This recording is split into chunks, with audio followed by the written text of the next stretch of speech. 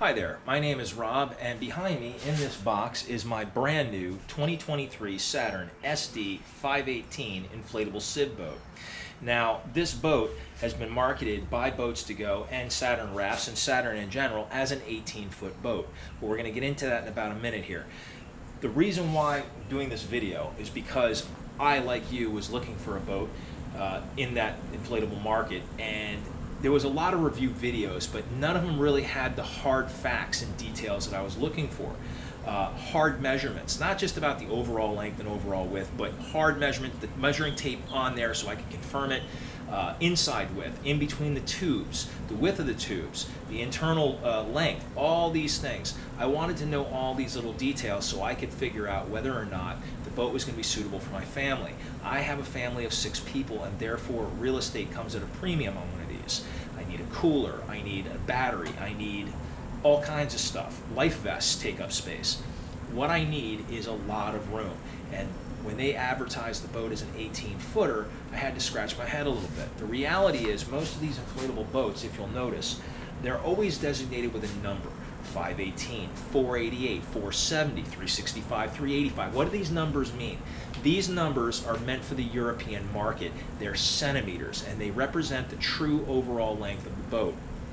This one here, again, being marketed as an 18-foot boat, if we look at the number designation of 518 and assimilate that to centimeters, that comes to exactly 16.99 feet. So this boat is in fact a 17-foot boat, and that makes a lot of sense because when you look at Saturn boats, they always seem to move up about a foot in length on each model number.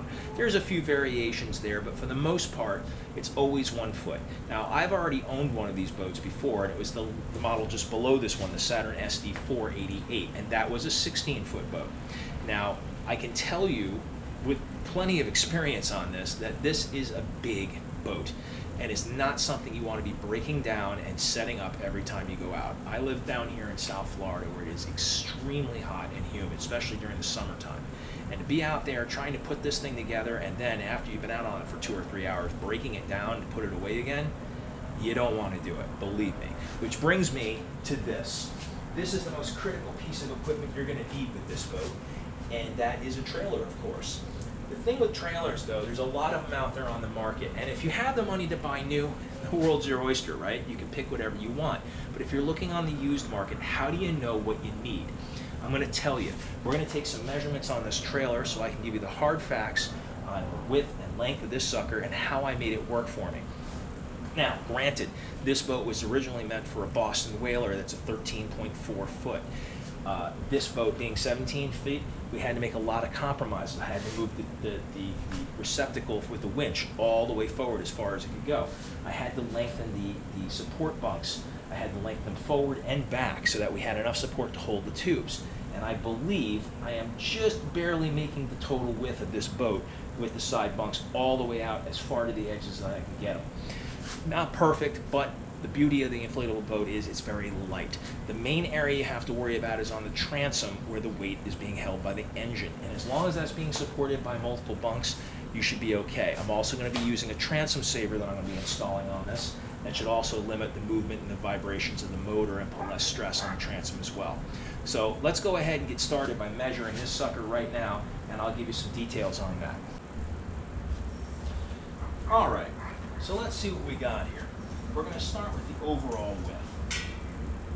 This boat is exactly 6 feet wide. This is important because I, like many of you, only live in a normal house with a standard 2-car garage. I also need to be able to fit a car in here with this thing. So to have a trailer that was any wider than 6 feet was just not going to work. In order for me to finagle this thing in here and get a car next to it, that was the maximum. Now the boat will overhang a tiny bit on the sides, but that's rubber, PVC in this case, so I'm not really concerned about it. Plus it's going to be up high, we can finagle that. Let's talk about the length here. We're going to start with the length of the actual steel trailer itself, not including the bunks. And we're at 15.5 feet. These are the standard bunks that came on it, and these bunks here are 5 feet each, and they're overhanging the back by 1 foot. What I've done is I've added 8-footers on both sides here and here, also overhanging the back by 1 foot, but also going forward at the triangular section here by 3 feet, giving an additional 3 feet of support beyond the 5-footers there. I'm hoping that this will do the trick. Now, if you think about the numbers that Boats to Go is giving us, they're saying that the boat is 6.5 feet wide, okay? So if we're talking 6.5 feet and we deduct, we know the tubes are 20 inches around, so we cut those in half to find the center of the tubes, 10 and 10, that's 20 inches. That gives us basically 60 inches in width, center to center of those tubes. Now, if I go to the very edge of these, I'm only at 58, so it doesn't quite make it, but this is as far out and as wide as I can get these. And I really had to work a little voodoo medicine to make this even happen in this way. So we're off by about 2 inches. But as you can see, we're right up butted against the trailer's fenders here, so I can't really go any farther wider anyways. The tubes might rest on these a little bit, but they're nice and smooth. They shouldn't affect it at all. Also, we have 1, 2, and 3 rollers here for the keel that if it does make contact, these are all adjustable for height, where I can raise and lower these to multiple levels to get it sitting just about right. Because we want to clear this here, we want it to rest just up nice against here. If I have to put another pad here, another small bump pad, I can, but I'm going to try not to.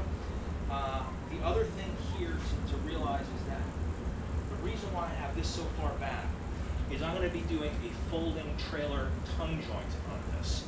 It's a screw-in model that I got off Amazon. It was a little pricey at about $86, but we're going to put it right here butting up to this, and that's going to allow me to fold the trailer tongue back like this, saving a lot of real estate and allowing me to fit this baby in my garage and close the door.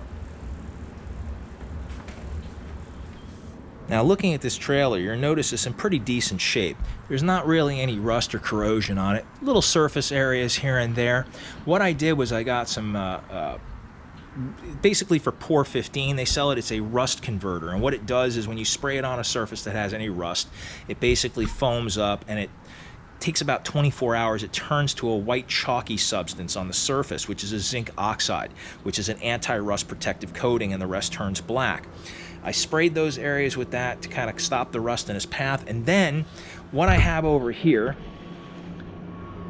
if you can see it way in the background there, is a nice new Yamaha 25 horsepower fuel injected outboard for this boat. It only has about 15 hours on it, and I went ahead and did the first oil change on it just to make sure everything was going to be perfect for our first journey out. And with that, I had a little bit of used oil that wasn't really that dirty. Pardon the planes, it's just part of living in South Florida, they're always above us. And I didn't want to waste it all because, I mean, it's used oil, sure, you're not going to use it in your motor, but the thing of it is, I thought to myself, this is an excellent opportunity for me to get some extra level of protection on my trailer. So what I did was I took a little on a paintbrush and I just basically brushed it on the entire frame of the trailer. It was really oily and kind of nasty for about 24 hours or so, but believe it or not, it kind of soaked into the metal. I wouldn't have thought it did. I was going to wipe it down after a couple of days to get the excess off, but it seems like it kind of went away on its own. So it kind of absorbed maybe into the zinc coating on the trailer or something. But I just find like it's a great thing that I can do every so often, just dip into that used oil and just give a nice coating over the trailer to also help with, rust and corrosion issues that you would typically get on a galvanized trailer. So just another idea for you guys, if you have one of these and you want to lengthen it out as much as you can, the springs, all the nuts, bolts, these are a lot of areas that will get corrosion, and you can just brush on this oil that you would throw away anyways otherwise, and it's a great use for it. So what we're going to do next is we're going to take a look at the boat. Now, I've already cut the box open, but I want you guys to get the full experience of how it would be just opening this box for yourself and seeing how it's situated in there. Alright guys, so this is how the box arrived. I cut it open. Be very careful when cutting this box open with a razor blade, because obviously there's an inflatable boat in here and you don't want to puncture your boat with a blade cutting the box open. So, this is a very heavy box. When you open it up, you'll see what I initially saw. This was all wrapped in this heavy-duty saran wrap, which was nice. It was just another extra level of protection and care they took in wrapping the boat. But I will say, when I opened it up and I saw this bright red shining out at me, I was a little nervous because I ordered a dark gray boat, and it was my understanding that these boats, this particular model, only came in dark gray. So I freaked out a little bit for about a second or two until I went ahead and looked in the corners here and was able to see that it really is a great boat. It's just the bag, the carrying bag that they put it in, that happens to be red. Why it's red, I couldn't tell you. My last Saturn boat I had was a red boat, and I just, not that it's a bad color, I just wanted something different this time around. So, this is how it's packaged. It's very tight. This carrying bag, you get a good look at it, because I'll tell you what, it's never going back in this baby, at least not for me. I used mine, well, never. I tried to get my 488 back in the bag when I first used it, and it was almost impossible to get it wrapped up this tight again. And even when I did get it semi back into the bag, the second I went to lift it with the carrying straps, it tore into pieces. So it was completely worthless. I just look at it as a nice packaging, a protective layer, using the boat's own material to give a nice extra layer of protection for shipping. And we'll just call it that. And I think it's okay, just like that. So the next step we're going to do here is we're going to get this boat out of this box, lay it out here on the floor, and we're going to go ahead and start setting this bad boy up so we can get it on the trailer.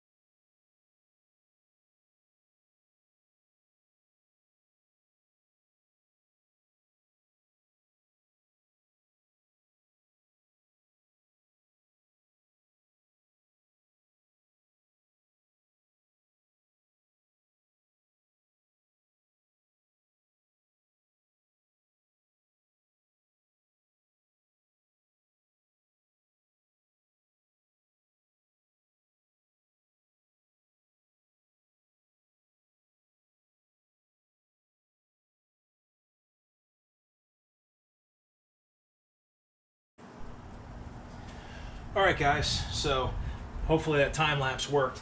Basically the boat is now assembled. Now, I'll tell you something, because I know you're watching this going, oh, he makes it look easy. I have to remind you, I am a seasoned Saturn boat owner. I have owned an SD518 that was only a foot shorter than this before, and unfortunately I wasn't smart the last time. I didn't have a trailer, so I did have to break it down and set it up a lot, and it was penance, let me tell you. But I've done it so many times and so much that I've gotten pretty good at it. Now, it's still a super pain in the ass to do this one person. I'm pretty strong, I'm in pretty good shape. You see me struggling. I still had to use a rubber mallet to adjust some of the side straps, things like that. Some of the floorboards aren't totally in perfect position yet. They still need to be shifted a little bit from left to right to line up perfectly. Obviously, I could have gotten some help out here to do this, but the point of me doing it by myself was to show you that it can be done by one person, and if so, what's entailed. Now, obviously, I cheated a little bit here. I have a high-pressure air compressor in my garage, and I use that to force a lot of air into this boat very quickly to get it up to a reasonable shape, just to get the boat situated. I didn't inflate it nearly too close to full inflation, so I get the floorboards in, and then now that the floorboards are in, I put a little bit more air in it. Now, to top it off, I will use my electric air compressor, which is digital with a gauge on there, to bring it up to the exact pressures I need. Now, when I do that, there is a procedure for this. You fill the front tube first. The reason why is because the front section has the overflow, the overpressure protection valve on it. So if you're out in the heat and the sun, and this gray vinyl or PVC gets a little too hot, and the pressures build up too much, You want the pressure from the back tubes. There's bellows that sway back and forth like a cup dome, like a salad bowl, inside these tubes here at this point. You want the pressure pushing outward against these tubes that don't have the pressure valves in them. So when these expand too much, it pushes the bellow this way towards the front pontoon that has the pressure release valve, so that ultimately the pressure pushes this way and the pressure is released on the front section. That's how you're supposed to do it. That's how I do it. I've never had a problem. Now, there will be a little shifting. I see some floorboards need to go this way and that way a little bit to get them all lined up just about right. You could put it on the water and, riding around in some chop, it would sort itself out. But I'm going to be meticulous about this because I want to put it on the trailer and get it set up. And then, once I get it fully up to pressure, we're going to start taking some serious measurements on this boat. All kinds of measurements. Total length, total width, the length from the transom to the front, the length from the transom to the end of the pontoons, how far they extend off the back of the boat. How much interior room do you have with the tubes fully inflated? If you wanted to build custom seating, how much room is actually in there? Boats to Go says 3.3 feet. Does that mean 3 feet 3 inches? Does it mean 3.3 feet calculated that way? Is it rounded off? Is it 40 inches? Does it vary from boat to boat? I don't know. We're going to find out. We're going to put tape measures on every part of this boat, and I'm going to give you the hard facts. It's also important to remember, although this is Saturn's flagship, largest boat they have, the SD518, all the measurements that I'm taking regarding width, interior width, exterior width, pontoon width, is all going to count towards every boat in their range, all the way down to the 14-footer. The 14-footer and up all have 20-inch tubes and will all be that 3.3 feet interior space that they're talking about, and a 6.6 beam. So you can apply my width measurements to any boat in the line. Once you go below the 14-footer, I believe the next one down is the 13.8. Now you're looking at air floors. The pontoons go down to 18 inches, and the interior width, I believe, goes down to 2.8 feet in width. So if you're looking at a 14-footer and up, these measurements will work for you. Also, probably should just tell you right now, if you're looking at a 14-footer and up, it's a heavy boat, you should probably get a trailer. Yeah, the 14-footer, you could probably get away with a jet ski trailer, not so much a boat trailer, but a trailer would be the way to go. This thing is heavy. We're talking 150 pounds of floor and 150 pounds of boat. Easily 300 pounds. Once you get a motor on there, forget about it. Yeah, you could put transom wheels on there, but remember, now we're getting much longer with this boat. It's a lot of torsion you're putting on these tubes, trying to lift it from the front on those transom wheels. Just get a trailer. You'll be happier in the long run. If you don't want to trailer your boat, go for the 13.8 or lower. And hey, something cool to note that Boats to Go started doing, I don't know if all Saturn dealers have done it, but they're offering hard floors that you can now buy for the smaller boats. So if you buy like a 12-foot, 12.5-foot, 13-foot, and it comes with an air floor, you can now purchase a hard floor for it. And I believe vice versa, all the way up to the 15-footer, you can get an air floor. They're not always in stock on them, but I think if they were to start seeing more demand for them, they'll carry them more. And I think that's pretty cool. Now, you're not going to see the air floor on the 16-footer or the 17-footer, and there's a good reason for that. The flex would be ridiculous. You'd be asking way too much of a high-pressure air floor to remain rigid at this kind of length. You're really going to want the hard floor. Plus, let's face it, if you're buying this big old boat, you're probably a fisherman, which I'm not, but you might be, working with hooks, tackle, things like that. You want something solid to stand on so you can cast off. You also want something that's not going to puncture easy when you're using hooks and fishing tackle. For me, it's a family boat. We're going to be doing family adventures, which you'll all see on this channel. And this boat really needs to be able to stand up to the abuse of kids climbing all over it and in and out of it and beaching at sandbars and dirt and grime getting in there.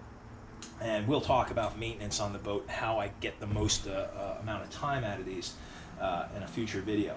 But the next video you're going to see from me now will be the measurements video. Definitive measurements on the whole boat. So stay tuned for that, and I hope to see you there. Take care.